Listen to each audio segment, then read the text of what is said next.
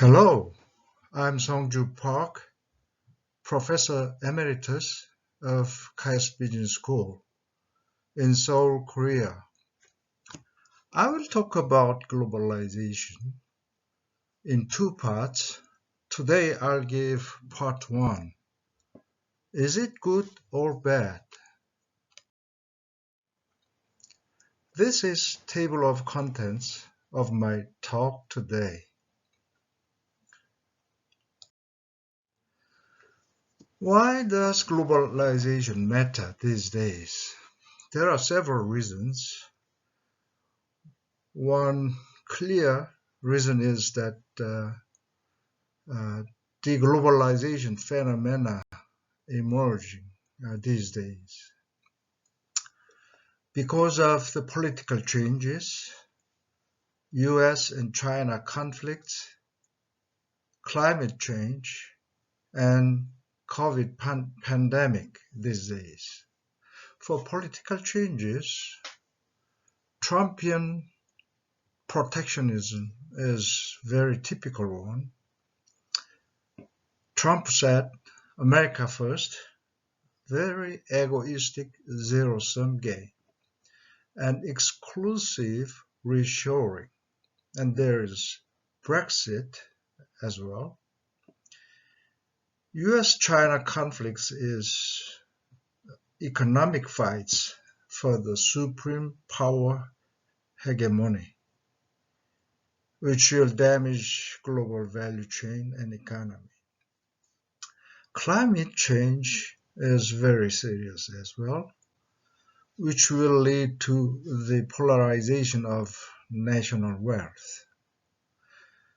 We are currently experiencing very severe COVID pandemic.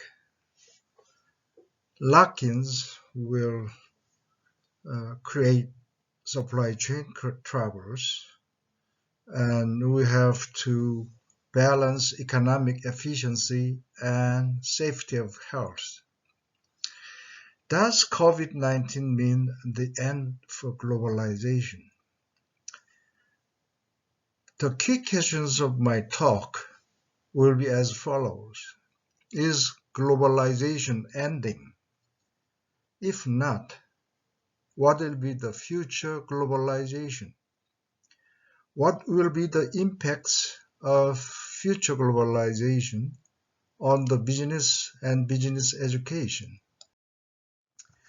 So what is globalization? There are diverse definitions, but all definitions have some common words like expansion, intensification, interconnectivity, spread, interconnectedness, integration, interconnected, integration.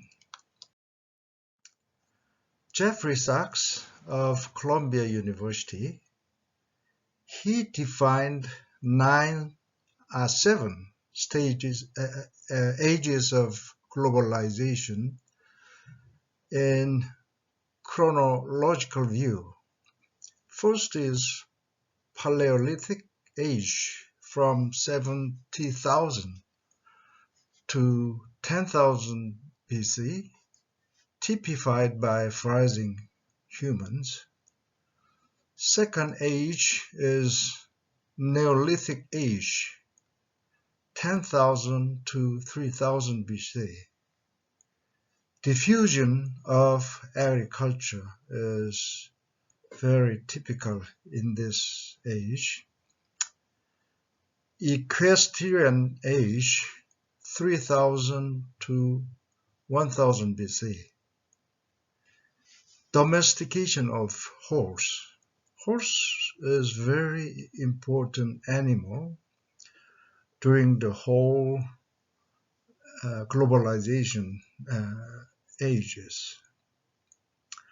Then fourth is classical age, 1000 BC to 1500 AD, where there are emergency of empires: Roman, Han, Macedonia, Persian, Mongol.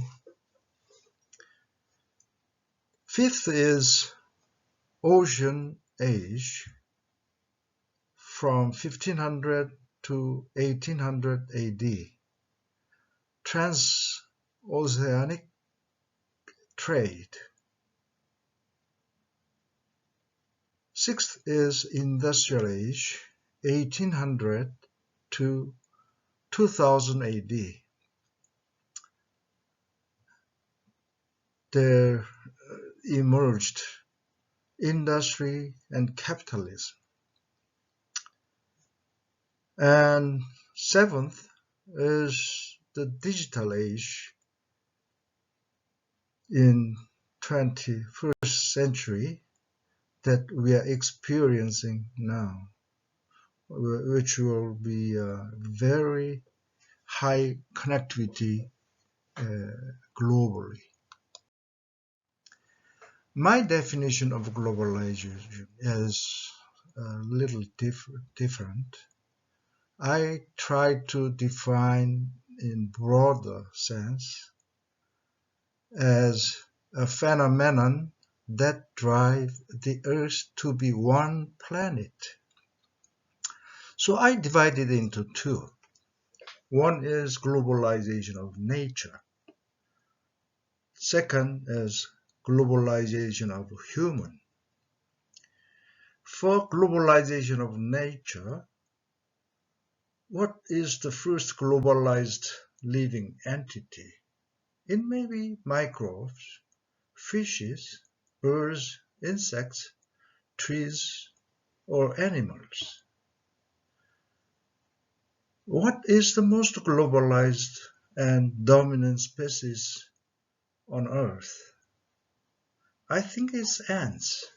Its total population is 1,000 trillion, appeared in 100 million years ago, and they started farming in 50 million years ago, and exist everywhere on Earth except Antarctica.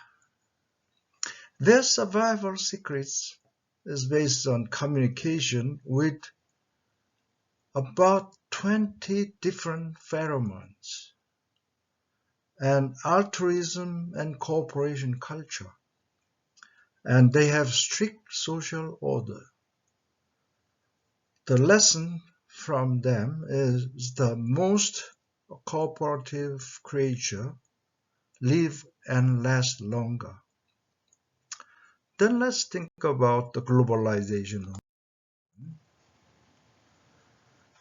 It started from movement of Homo sapiens. In fact, Homo species just moved within Africa about 2 million years ago. But Homo sapiens moved from Africa to Europe and Asia and other continents about 70,000 years ago. Why human moved? There may be several reasons. First may be sources of food. They search for animals, fishes, vegetables, fruits, roots, and water, or search for better climate, from hot, cold to milder temperature, or territorial disputes. Concept of territoriality appeared, and they may have disputes, or pure curiosity to outer territory or world. Or perhaps human has globalization DNA, and we have modern globalization from the 20th century. Modern globalization is the process of interaction and integration among people, companies, and governments worldwide. In academic terms, it was first proposed by French economist Perrault, mondialization in 1960, and Harvard Professor Levitt's globalization article in 1983. So it is rather young terminology. Four basic aspects of globalization was proposed by IMF in 2000. Those are trade and transaction, capital and investment movements, migration and movement of people, dissemination of knowledge. And we see rapid expansion of globalization from the late 20th century up till now. There are hidden causes of modern globalization. Let me talk about economic development of a nation. Most of nations start as a self-sufficient economy like hermit kingdom. And first, they normally export primary resources, coal, iron ore, oil, wool, and import value-added products. But then they recognize they need to establish domestic industry. To promote domestic industry, first what they do is protect domestic industry by import duties and tariff barriers with government subsidy and control for the domestic industry as well. When domestic industry became competitive, however, those countries wants to open and globalize economy because they need large global market. That happens to UK and US as well. In UK, textile industry, they protected textile industry in late 19th century. In US, they protected steel industry in early 20th century. But once those industry became competitive, both UK and US declared globalization for free trade, markets, finance, intellectual property, and set up global institutions and rules like UN, World Bank, WTO. There are several dimensions of globalization: economic globalization, political globalization, environmental globalization, cultural globalization. For economic globalization, globalization of production, and globalization of markets, that's for free markets without barriers. International policies and agreements and institutions like GATT, General Agreement on Tariffs and Trade, WTO, and many FTAs. Globalization of finance means open financial market. There are enablers of globalizations like international standards and innovations.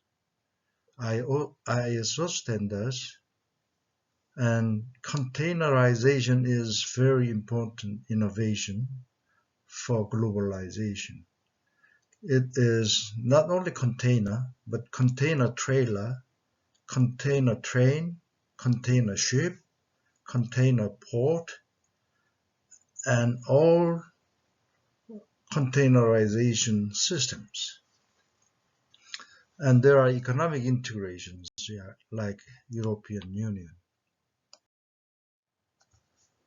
Let me talk about neoliberalism, which is very important ideology of free market economy for globalization.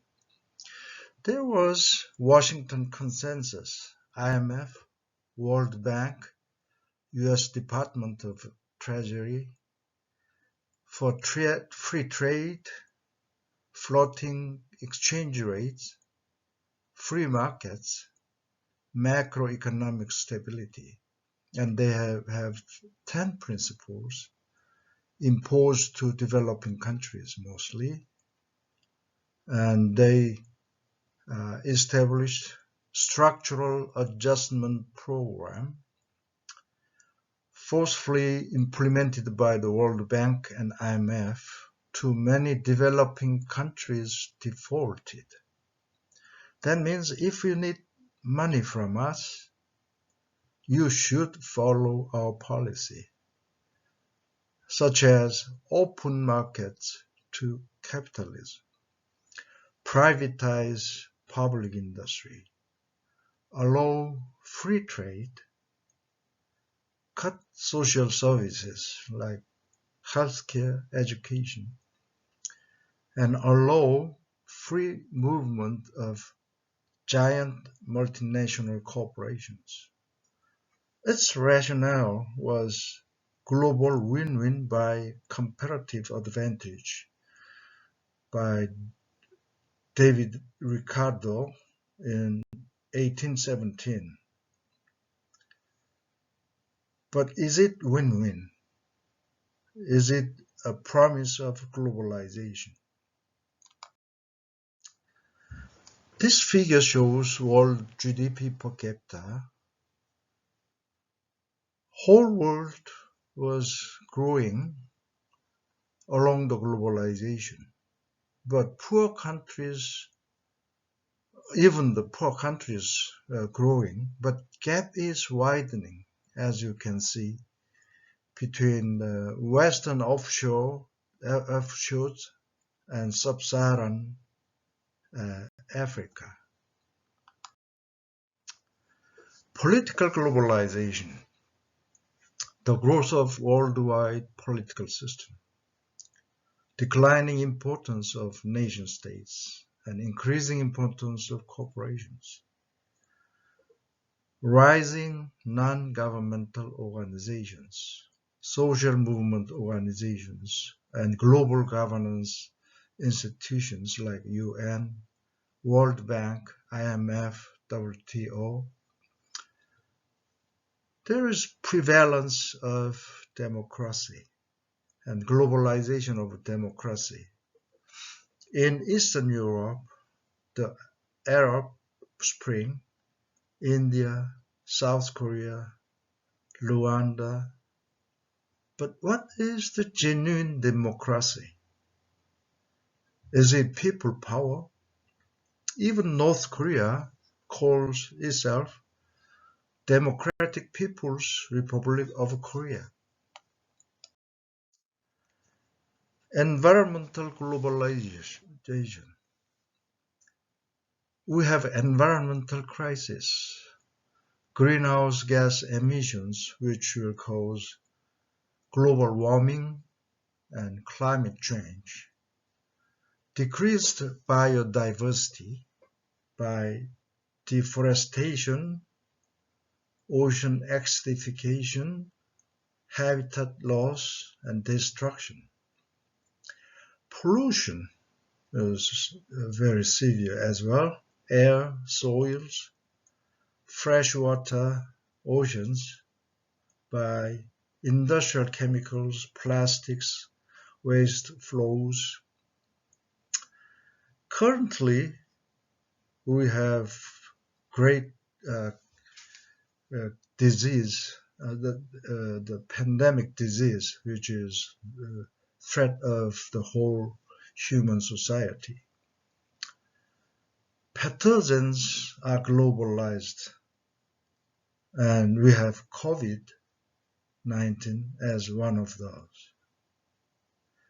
But can this environmental globalization be solved by capital globalization, which pursues only economic wealth? Most of us know that we need harmonizing multi-objective, not only wealth. And some people propose sustainable development, which means to meet the needs of present generation without compromising the ability of future generations to meet their own needs, and set up sustainable development goals. It is not impossible by any single entity or country or corporation. So global cooperation is imperative for this environmental crisis. Cultural globalization is transmission of ideas, meanings, beliefs, and values around the world. There are religion, language, art, food, and travel, and others. We now have very globalized religions like Buddhism, Christianity, and Islam. For language, lingua franca is English for sure, but what is the most widely used language on earth now?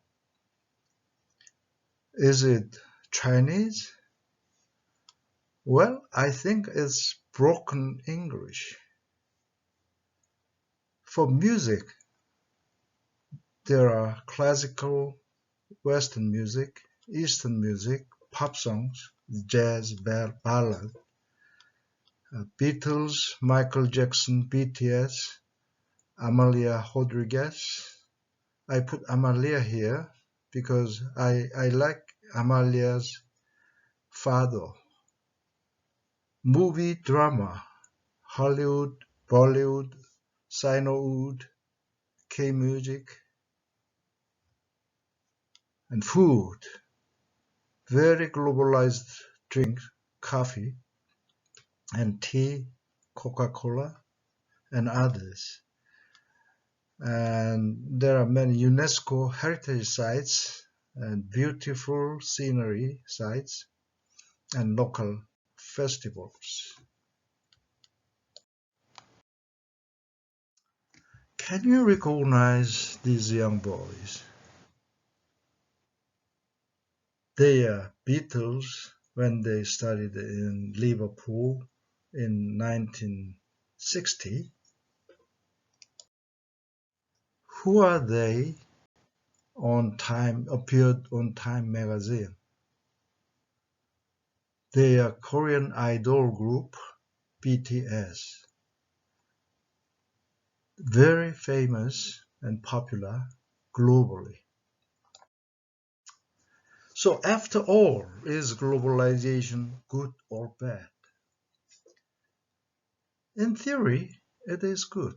It enhances the cooperation spirit, help others, global wisdom, and towards economic co-prosperity and reduced extreme poverty. But in practice, it's bad. I think it's too much competitiveness driven. And there's no secured war like Wall in Wall Street in old New York, New Amsterdam time. And widening inequality, homogenization dilemma. It hurts diversity. Is diversity good or bad? It should be good because diversity is very important source of human survival. But why this confusion and dilemma on globalization? Because we don't have ideal globalization yet. Is it Americanization, Sinification, or Europeanization? In part 2, I will continue to discuss what will be the future globalization, what will be the impact of COVID pandemic to globalization, what will be the impacts of future globalization on business, what will be the impacts of future globalization on business education. So I hope to see you in November during 2021 Eduniversal World Convention. Thank you very much. Merci beaucoup. Muchas gracias. 감사합니다.